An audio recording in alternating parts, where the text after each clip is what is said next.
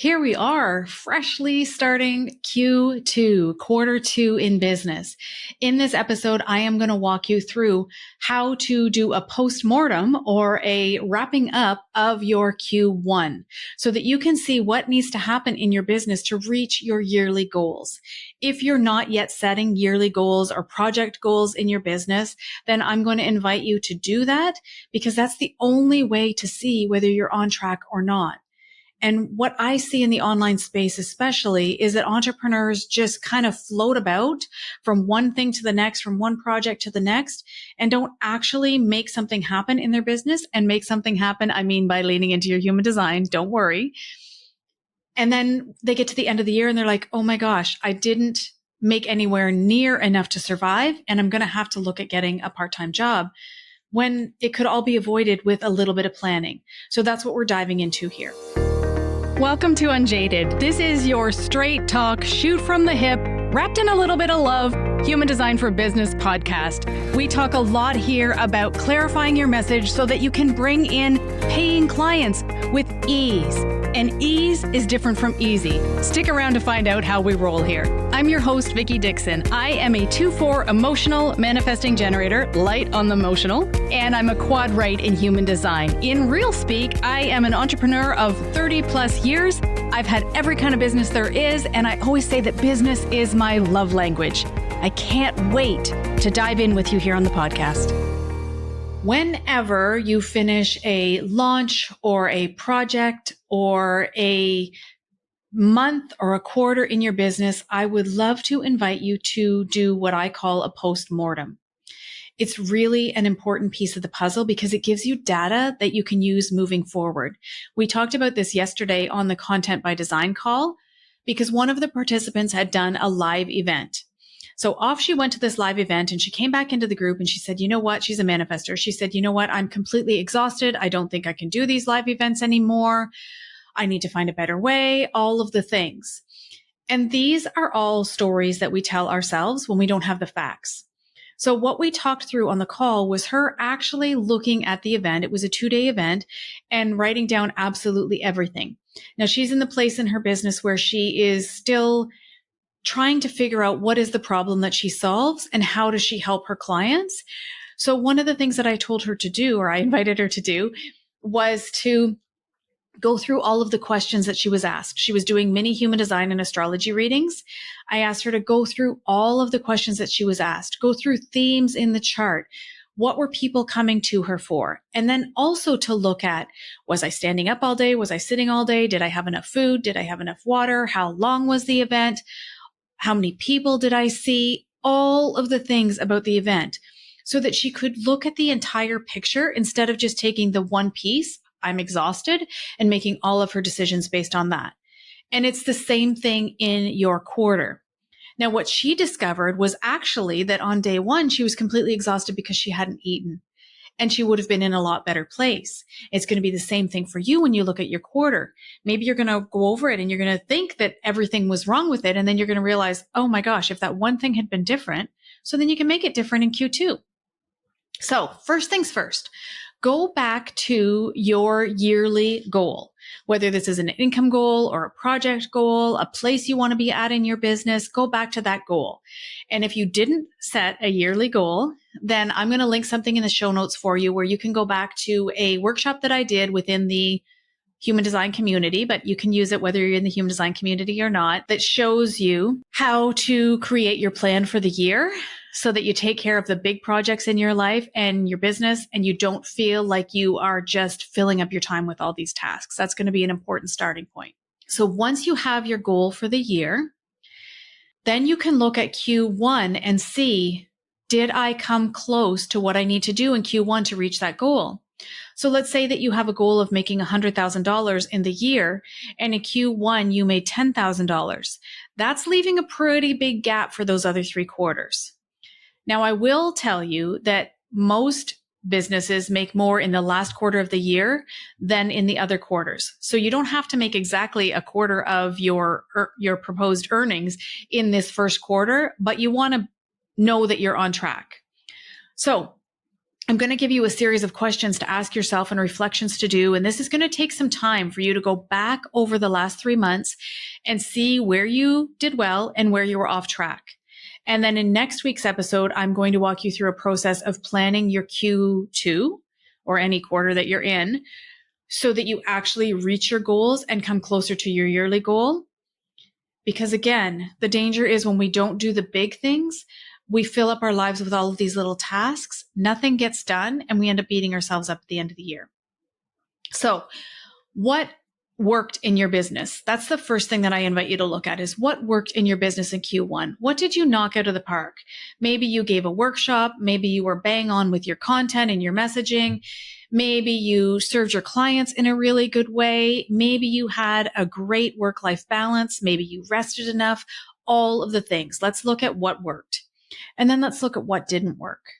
Maybe you tried some things that were a flop. Maybe you didn't use time blocking, so you kind of filled up your days with tasks and you didn't really do anything that matters. Maybe you were in learning mode and you just kept following along and listening to podcasts and taking courses and all of the things. And then you got to the end of the quarter and you're like, whoa, I didn't make any money this quarter. So what didn't work? Maybe you burned yourself out. Maybe you went through a really big launch and you're flat on your back recovering. Well, that's something that didn't work either. Where did you use your human design strategy? Where did you lean into your need to be recognized, your need to be invited, your need to respond, your need to inform, your need to sample? Where did you lean in and really trust that? And how did it feel? What was different in the times that you responded versus not responding? Were there times when you pushed through that you didn't really lean in your strategy? And how can you make that different in Q2? What about your authority? As you may or may not know, I'm an emotional authority in human design. So how did you lean into your authority to make decisions?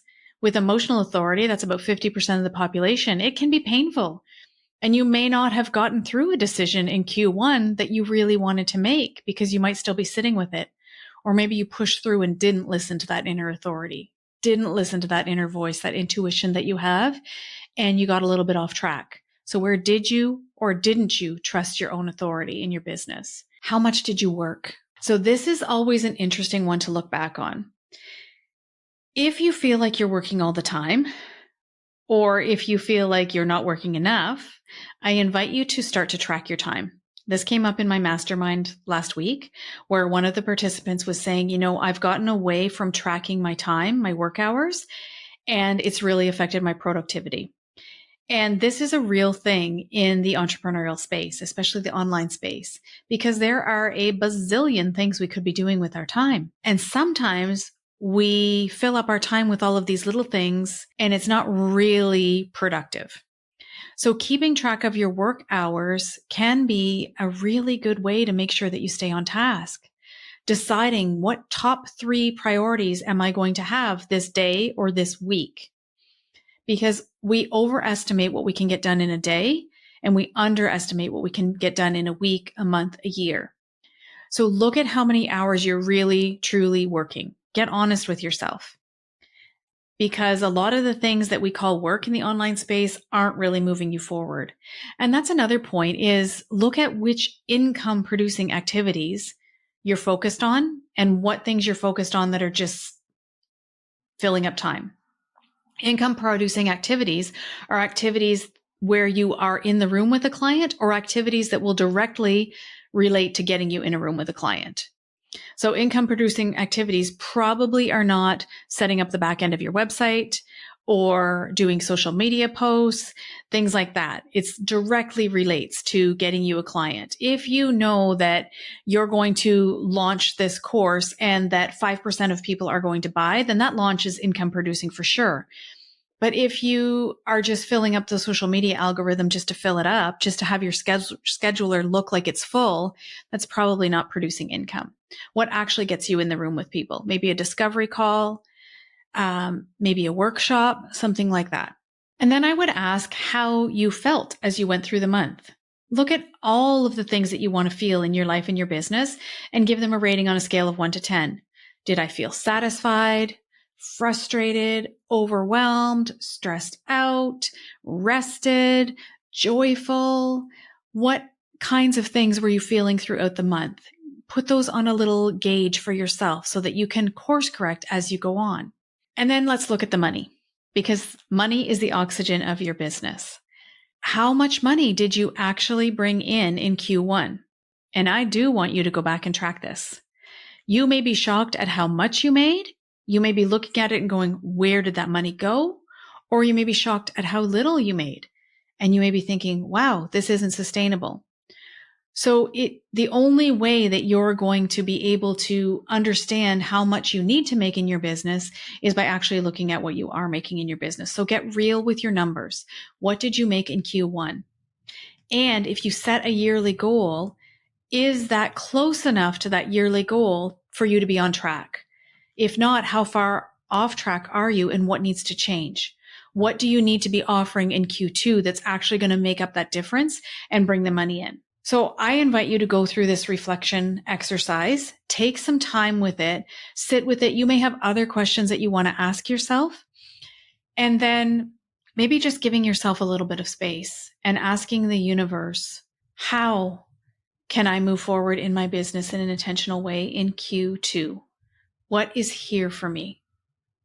Give yourself space and grace before we meet next week, when we're going to go over actually how to set up your Q2 in a really intentional way. I'm going to link that yearly planning session in the show notes for you so that you can go back and do the work if you haven't yet done that. This is going to be a powerful exercise in you actually reaching the goals that you have for your business. It's going to take a little bit of planning on your part, but then you can follow your human design strategy all the way to the bank. Because remember that your human design doesn't tell you what you can do. Your human design tells you how you do what you do.